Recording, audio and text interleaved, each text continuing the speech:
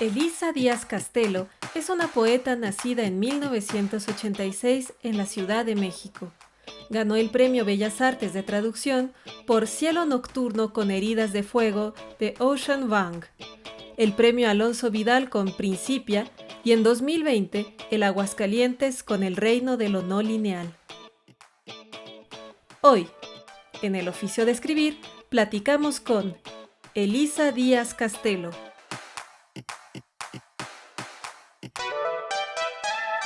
Hola Elisa, me siento muy contento de recibirte hoy en este episodio tan especial y mucha gente, te mentiría si te dijera que mucha gente me lo pidió porque tengo muy poquitos seguidores, pero, pero estás en el corazón de muchos lectores y lectoras y en mi corazón especialmente porque contigo volví a leer poesía, ¿no? Y quiero agradecerte eso y quiero agradecerte también por este tiempo que nos permites platicar contigo. ¿Cómo estás? Ay, pues hola, Canek, muchísimas gracias por la invitación y gracias por tus palabras. Qué alegría saber que mi trabajo te volvió a acercar a la poesía. Eso ya me hace inmensamente feliz. Gracias por eso. Y pues era un gusto platicar contigo. Oye, me gustaría empezar preguntándote cómo iniciaste a leer poesía y si también tu oficio como traductora nació junto con la lectura de la poesía. Pues empecé a leer poesía, creo que como casi todos en la primaria y secundaria. Algunas veces me pasaron poemas en la clase de español y me acuerdo de uno de esos poemas que me conmovió tanto que me lo aprendí de memoria y que además me lo entregaron unas fotocopias y las doblé, las guardaba en mi bolsillo y las leía tanto que ya estaban rotas en los bordes en los que los había doblado. Entonces, mis primeras experiencias de lectura de poesía fueron en la escuela y posteriormente, no mucho después, leí Nostalgia de la muerte de Villaurrutia como a los 11 años, Ok. porque sí, porque pensé que era un libro para niños. Mis papás tenían una edición, mis papás leen poca poesía, muy poca, pero Ajá. tenían curiosamente una edición de Nostalgia de la muerte de Villaurrutia, que tenía una imagen en la portada y la letra muy grande, y yo pensé que era un libro para niños, también por Ok. ser breve, ¿no? Mis papás, los libros Ujú. los que tenían, pues eran libros más vastos, de más páginas, y este libro era breve, de letra grande, y tenía una imagen en la portada que me hizo pensar todo que era un libro para niños y lo leí y fue muy impresionante. No sé qué tanto entendí, pero sí lo leí. Oye, ¿y creciste siendo bilingüe o tu adquisición del inglés fue otro No, pues en posterior? realidad aprendí inglés a los 6 años porque mi papá tuvo un año sabático y nos fuimos a Tucson. Y en Tucson aprendí inglés. Antes no sabía, digo, escuchaba a los Beatles, pero guachaguacheaba las canciones. Realmente no comprendía el significado hasta que me fui a vivir a Estados Unidos con mis papás y ahí fue cuando fui adquiriendo esa lengua. Entonces Ok. es una lengua, sí, una lengua aprendida, en realidad no es mi lengua materna. ¿Y estos primeros ejercicios de lectura te acompañaron de traducción o fue una cosa que te nació muy posteriormente? Eh, pues creo que mi aprendizaje del inglés sí está vinculado con una conciencia peculiar sobre la traducción, necesariamente, ¿no? Me acuerdo mucho del momento, no, bueno, la época en la que me di cuenta de que una sola cosa podía tener varios nombres, ¿no? En distintos idiomas, que Ujú. existía de distintas maneras. Y esa multiplicidad del lenguaje me pareció inquietante y fascinante a la vez. Entonces, creo que la traducción está vinculada con mi aprendizaje del inglés, también porque le traducí a mi mamá. Yo aprendí, como todos los niños que tienen una flexibilidad, no sé, cerebral mayor para los lenguajes, aprendí más rápido que mi mamá y yo le traducía a mi mamá. Entonces ahí empecé a pensar en la traducción, pero hasta muchos, muchos años después, en realidad cuando regresé de la maestría en Estados Unidos, fue que empecé a traducir ya de forma consecuente. Ok, ok. Oye, observo que en tus poemarios Hay una constante que es pensar, yo digo así, ¿no? Pensar la palabra como en su dimensión material. Y realmente si uno lo piensa así es, ¿no? Está sobre el papel, finalmente es tinta sobre papel. No sé, me gustaría pensar ese nivel físico de las palabras, porque también condiciona mucho la orientación visual y formal de tus poemas, ¿no? ¿Cómo lo piensas esto? Sí, sí, a mí me interesa mucho la contraparte física del lenguaje, como bien dices. Creo que me di cuenta en esa época en la que aprendí inglés que las palabras también son materia, que también están vinculadas al mundo de lo material y a nuestro cuerpo, ¿no? Entonces pensar en el lenguaje como materia también me ayuda a conectarme con el cuerpo de otra forma y a escribir desde otro sitio, porque pienso que hay mucha poesía, no quiero, o hubo mucha poesía, hubo una especie de boom de una poesía en México que parecía estar muy desvinculada del cuerpo, ¿no? Suceder en el plano de lo mental, de lo intelectual y de pronto no aterrizarse en las experiencias corpóreas. Y para mí es muy importante eso, llegar al cuerpo, ¿no? Como partir del cuerpo para escribir. Y también en ese sentido me gusta pensar en la palabra como un fenómeno corporal, ¿no? Y que también puede ocupar un lugar físico en la hoja, en la página. Y también creo que esa conciencia me hizo pensar en cómo quería distribuir la palabra en la hoja en blanco y jugar con la distribución de los versos, etcétera. En principio, ¿no? Que es muy claro esa voluntad lúdica, es muy clara. No todos los poemas necesariamente son poemas en verso alineados a la izquierda, etcétera, ¿no? Sino Sí, como hay más juego por ahí. sí, sí, sí, hay mucho juego. Y que sí también impone las exigencias al lector, ¿no? Porque si hay una intención, pues yo creo, ¿no? En cómo presentas el poema. Y eso me hace pensar que estás más cerca de un oficio manual, ¿no? Que de un oficio abstracto, Mm. pensando en que la palabra es materia prima, ¿no? Casi, casi palpable. Sí, me encanta pensarlo así.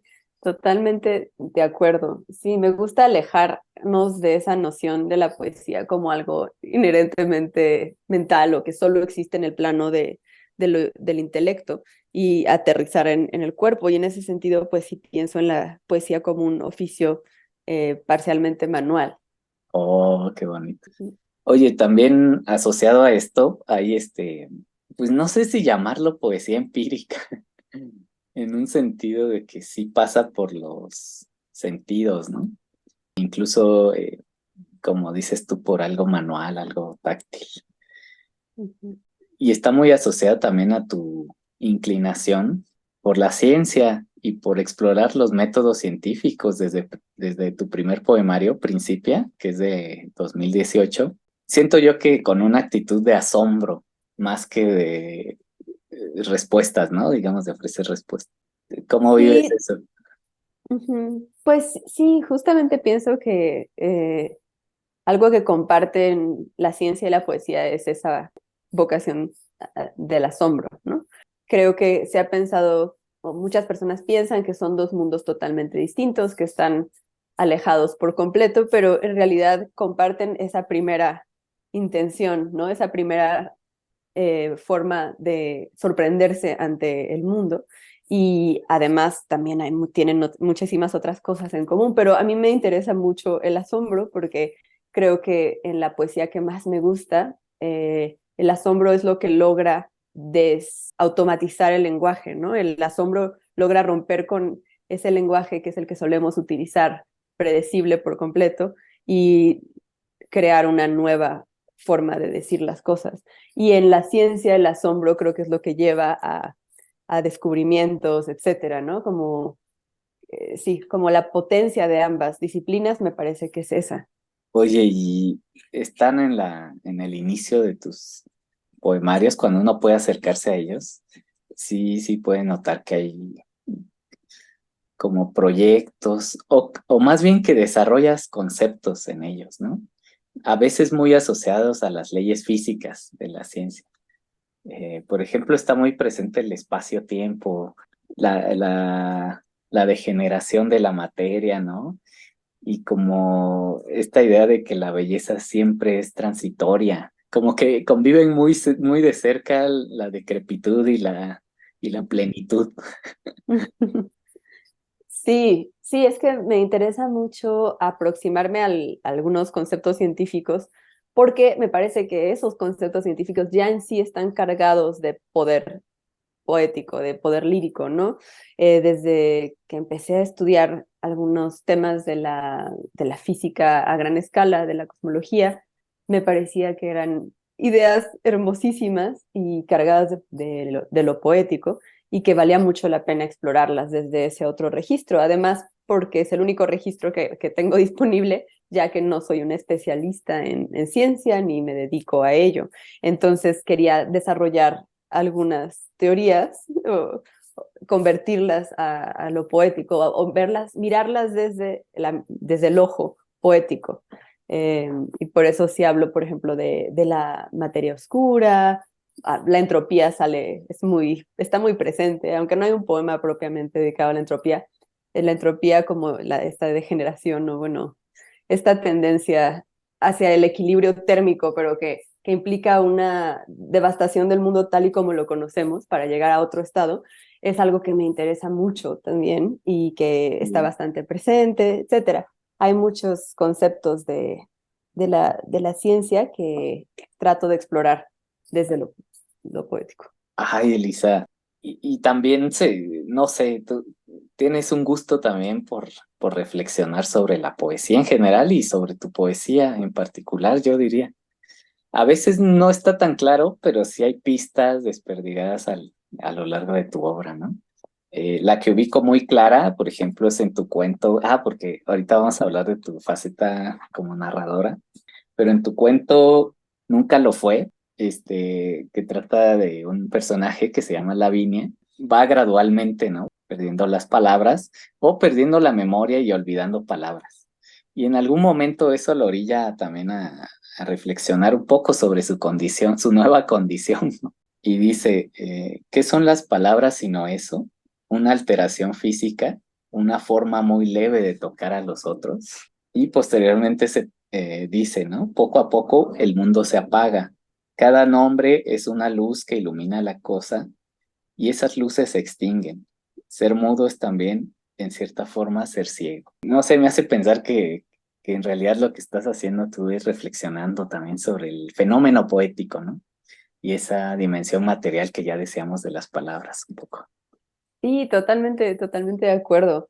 Creo que tiene que ver con esa contraparte física, ¿no? De las palabras. Y ahora también pensando en ese fragmento que leíste, me recuerda a un poema de Principia que se llama Disertación sobre el origen de la vista, donde hablo de cómo la vista originalmente era una forma muy sensible del tacto, pero que la sensibilidad se tradujo eventualmente a lo que ahora conocemos como la vista, pero en realidad era una forma del tacto.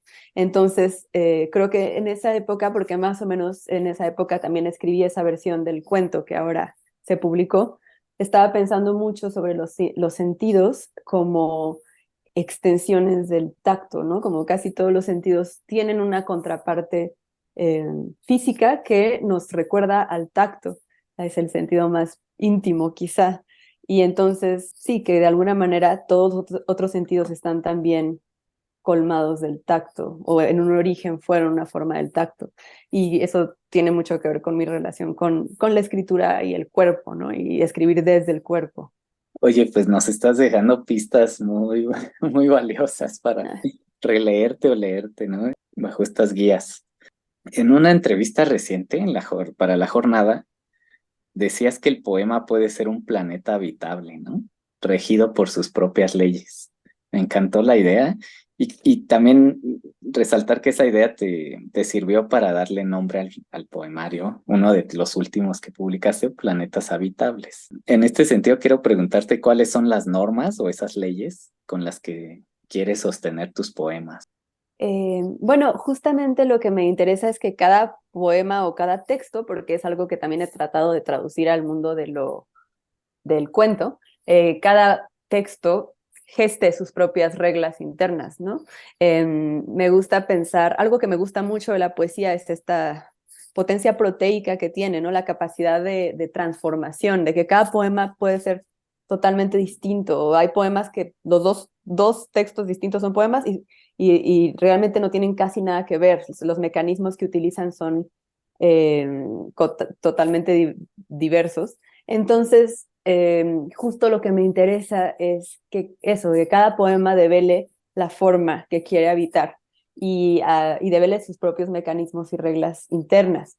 Y esta relación que tengo con el poema me hizo también repensar la manera de concebir el cuento. Creo que el cuento es una forma muy clásica que en ocasiones es muy rígida en su estructura, y si bien algunos de los cuentos que escribí en el libro de las costumbres rojas obedecen esa estructura clásica, hay muchos otros que también buscan subvertirla.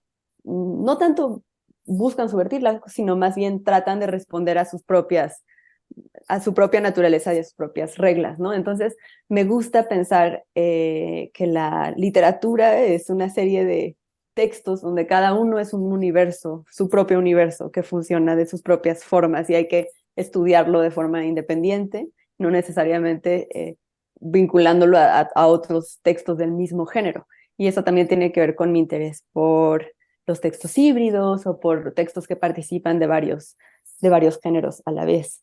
Ok, ok. El libro de las costumbres rojas justamente tienen ese hilo conductor, ¿no? El color rojo, que aparece en distintos cuentos de distintas formas.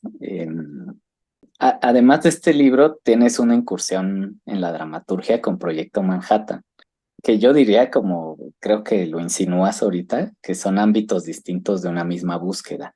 Muchos te conocemos y te conocimos por la poesía, ¿no? Pero ¿qué implicó para ti salir de esa zona conocida también para ti?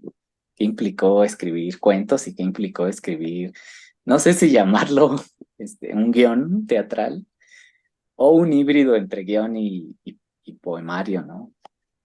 Bueno, pues yo no sé si me atrevería a pensar en Proyecto Manhattan como una obra de teatro en el sentido de que pues no conozco suficiente, ¿no? Sobre el teatro y sus reglas internas para afirmar que Proyecto Manhattan podría funcionar de esa manera. Más bien, yo lo que quería era escribir un texto que sí fuera poético, pero jugara mucho con las convenciones del teatro, ¿no? Estuviera dialogando todo el tiempo con esas convenciones y, por lo tanto, pues incluye el dramatis personae, pues acotaciones, soliloquios, etcétera, ¿no? Entonces tiene varios elementos del teatro, pero no siento que propiamente sea una obra de teatro tal cual, aunque sí, sin duda es un texto híbrido, quizá el más experimental de lo más experimental que he escrito. En el cuento, que sí fue el libro de cuentos, que donde sí pues incursioné propiamente en un género totalmente distinto, para mí no fue, es, creo que tiene que ver con el tiempo de escritura, porque en realidad he escrito estos cuentos a lo largo de muchísimos años y pese a que siempre me he considerado principalmente una poeta, siempre he tenido ese como trabajo extra de escribir cuentos y que pues lo hago con mucha lentitud porque soy muy lenta para escribir prosa, me cuesta trabajo. Entonces, no fue un salto extraño, ni mucho menos, porque es algo que siempre he estado haciendo de forma paralela a la escritura de la poesía. Bueno, no siempre, pero al menos desde el 2014, 2015, ya de forma consecuente. Y sí es distinto la experiencia de escribir prosa, pero también el libro de las costumbres rojas tiene un montón de elementos poéticos por ahí ocultos que pasan de contrabando, o tal vez no tan ocultos como creo. Entonces, sí, como la idea es construir otro registro que también sea afín a las cosas que me gustan y a mi tono, pero que también investigue otro tipo de cosas, ¿no? Por eso lo que más me llamó la atención del libro de cuentos es que pues no tiene tanto que ver con ciencia. La ciencia está presente, pero no de forma tan evidente como en los libros de poesía, y más bien le interesa lo siniestro, que es un tema que no había explorado tanto en lo poético. Oye, y es asombrosa tu capacidad de transitar también por distintos registros, no solo de géneros, ¿no? Literarios, sino también en tu poesía se ve esa capacidad para ir de cuestiones cotidianas a cuestiones incluso proféticas, ¿no? Y yo de verdad reconozco en tu poesía que algo popular, en el mejor de los sentidos, ¿no? Que puede ser, va dirigido a cualquier tipo de lector, pues, o algo le puedes decir a cualquier tipo de lector. Eso es muy bonito. Ay, ¿Qué papel crees que juega la honestidad al momento de escribir? ay, pues qué pregunta Qué tan difícil. preguntita me saqué, Sí, ¿verdad? sí.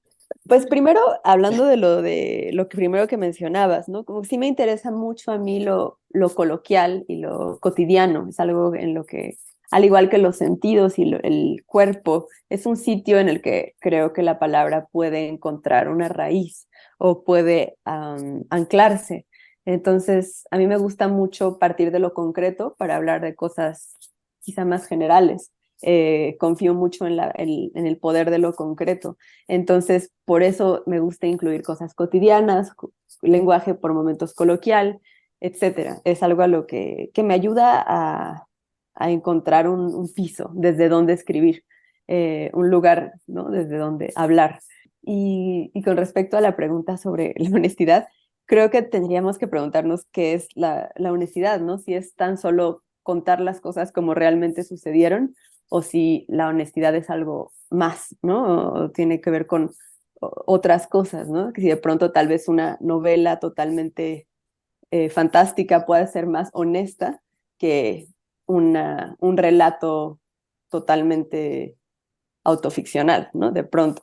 Creo que la honestidad es mucho más difícil de situar de lo que pensamos. Mm, Entonces, sí pienso en el poder de la ficción para hablar honestamente, ¿no? Y es algo que me interesa mucho. Hay muchos de mis poemas que son muy íntimos y también tengo otro interés por poemas escritos en monólogo dramático con voces de personajes. Eso me interesa un montón y siempre desde que estudié letras inglesas, donde hay una gran tradición del monólogo dramático, me fascinaban ese tipo de poemas, justo porque creo que desdibujan el límite que solemos concebir entre lo lírico y entre lo narrativo, porque me parece que en general pensamos que la poesía está escrita desde la primera persona, desde la experiencia propia del autor o la autora, y en realidad puede estar escrita desde otros lugares también y puede ser una obra de ficción. Entonces, justo creo que me interesaba el monólogo dramático porque desdibujaba esa identificación un poco burda que a veces hacemos entre la palabra poética y la percepción de la escritora o del escritor. Pero también pienso que estos poemas pueden ser muy honestos, pero de otra manera, ¿no? La honestidad no necesariamente implica lo que realmente sucedió, ¿no? Sino que puede ajá. estar en otros sitios. Sí, sí, tienes razón. Igual yo pensaba más en el sentido de que a lo largo de estos 6 libros que conocemos, pues, has sido fiel a tu búsqueda y eso me parece un ejercicio de honestidad personal. Más bien, en ese sentido lo decía. Y como dices bien, la neta uno se conmueve también con tus poemas, también son un reto, ¿no? La inteligencia también, porque hay episodios muy personales, hay dolor también muy personal, ¿no? Recuerdo que tu abuela, por ejemplo, está muy presente, o bueno, una abuela ficticia, una abuela poética, digamos. La figura de la abuela está muy presente y uno puede también alcanzar a conectar personalmente, ¿no? ¿Sientes que tu mensaje está siendo escuchado o que no llega a transmitirse del todo? Como tú misma dices, como si jugaras a las escondidas y nadie te buscara en un poema. Bueno, pues gracias por lo que dices sobre ser fiel a mis propias búsquedas poéticas, o bueno, a mis propias búsquedas. Creo que algo que me interesa mucho es que cada libro sea, ¿no? distinto o que no sea una copia de otro, ¿no? Creo que quizá hubiera sido muy fácil escribir otro libro como Principia en mi segundo libro, pero pues escribí más bien El reino de lo no lineal, que es muy distinto. Y me interesa eso, me interesa moverme de sitio porque creo que a veces quedarse en el mismo lugar o escribir sobre las mismas cosas se convierte en un sitio demasiado cómodo y que la poesía nunca debe de estar tan cómoda, ¿no? A mí me parece que el lenguaje de la poesía siempre tiene que estar muy removido, ¿no? No tiene que estar como inquieto. Entonces me gusta pasar de un tono a otro, de una búsqueda a otra. Es algo que siempre me ha interesado. Y no me gustaría aburrirme a mí misma al escribir y menos aburrir a las lectoras o los lectores. Ajá. Y con respecto a esa pregunta de si creo que mi mensaje está siendo escuchado, pues la verdad es que es muy difícil de saberlo, ¿no? Creo que el mensaje tal y como yo lo imaginé nunca va a ser escuchado así, sino van a escucharse otras cosas, ¿no? La escritura es como un teléfono descompuesto, donde lo que cada quien escucha pues tiene más que ver con su propia vida o sus propias experiencias y va a ser distinto a lo que yo buscaba decir, pero justo por eso, o justo en esa multiplicidad de interpretaciones reside la belleza y el poder de la palabra, pienso. Ay, Elisa, muchas gracias también por tus palabras. Lo último que quería proponerte, no sé si tengas a la mano algo que quisieras, con confianza, si también no tienes ganas, con confianza, pero sería muy bonito pues escucharte leer algo propio. Ay, claro. Puede ser algo de mi último libro de Planetas Habitables, Órale, que es órale. el que tengo aquí. Solo no sé cuál. Bueno, este que justo como acaba de pasar septiembre, es un poema que escribí a partir del temblor del año pasado, que también cayó en el 19 de septiembre. Y se llama Carta abierta a Charles Francis Richter. En un país signado por la impuntualidad, los temblores insisten en llevarnos la contra. Querido Richter, nunca fui buena en estadística, pero he visto el asfalto de mi ciudad cresparse como un río por la noche. Querido Richter, cada vez que tiembla vuelvo a ser el mismo sitio y estoy desnuda. Estoy de nuevo en el último piso de la tarde. No hay tiempo ni manera de bajar a tierra firme. Querido Richter, explícame otra vez el triángulo de la vida, los marcos de las puertas, el odio a los ascensores. Cada vez que tiembla vuelvo y soy la misma. Pierdo las llaves de mi casa y llamo por teléfono a mis fantasmas. Encuentro al fondo de los objetos su vocación de agua. Querido Richter, me has dicho que la tierra está en números rojos. Me has dicho en un susurro los nombres de los animales extintos y soy de nuevo el sonido de los vidrios que se rompen. Soy una cantidad sin unidades, una angustia de una sola fecha, sin punto fijo. Vuelvo a mi falla geológica. Querido Richter, soy esa niña que duerme en los temblores. Mi madre intenta despertarme para que salga con ella a la azotea. No sé si te queda claro, pero cada vez aguanto la respiración como si estuviera sumergida. No puedo negar que pienso en las virtudes del bolillo. Vuelvo a ese epicentro en sombras de la infancia, dictado por los negativos de las fotografías. Y hay tanto tiempo ahí, en ese país que bautizaste con tu nombre, tu país subterráneo que existe debajo del mío. Ahí puedo mirar a mis vecinos a los ojos. Hay tiempo incluso para eso. Querido Richter, dicen los dioses de la probabilidad que hoy otra vez es nunca. Dicen que esto es solo un simulacro. Querido Richter, las cosas que nos dices al oído cuando piensas que no hay nadie cerca. Por ti ladran los perros de las viejas colonias. Aquí decimos que la tercera es la vencida. Aquí decimos 3 veces, 3 veces. Querido Richter, esta es mi vida lejos de las cosas sólidas. Querido Richter, espero tu réplica. Ay, qué hermoso. Muchas gracias, Elisa. Qué linda. No, Y gracias muy a ti. lúdico también. Oye, felicidades por este año. Creo que ha sido un año súper importante para ti en términos de publicaciones, ¿no? Si no recuerdo mal, si no tengo mal el dato, han sido 3 libros los que han salido. Pues sí, o sea, salieron los 2 libros, el de cuentos y Planetas Habitables. Y en España sale una pequeñísima antología, pero es muy pequeña. Es una pequeña antología que se llama Sutura con liliputienses. Sí, ¿No? pero estoy muy contenta, aunque también un poco nerviosa de que Planetas Habitables y el libro de las costumbres rojas se hayan publicado tan cerca el uno del otro. Ok, ¿es un problema? Pues a veces dicen que si se publican muy cerca los libros, uno puede eclipsar al otro, Ok, ok. pero, pero ojalá que no sea el caso. Hasta ahora creo que les está yendo bien. Sí, no, es un deleite leerlos. Y pues invitamos a nuestros escuchas a leer, a revisar tu obra, ¿no? Estos dos libros, pero a revisarla completa. Vale mucho la pena. Y pues gracias a ti, gracias a nuestros oyentes que se quedaron hasta el final. ¿Quisieras agregar algo más? Ay, no, pues muchísimas gracias, Canek. Gracias por la conversación, gracias por la lectura tan cuidadosa de mi trabajo y por las preguntas, me encantaron. Y bueno, un gusto conversar contigo. Ay, uno acaba de leerte y pues, lo difícil es acotar las preguntas porque hay miles, hay cientos, ¿no? Pero bueno, creo que has dejado pistas muy, muy, muy valiosas también para leerte sobre ellas. Muchas gracias, Elisa. Ay, muchas gracias a ti, Canek.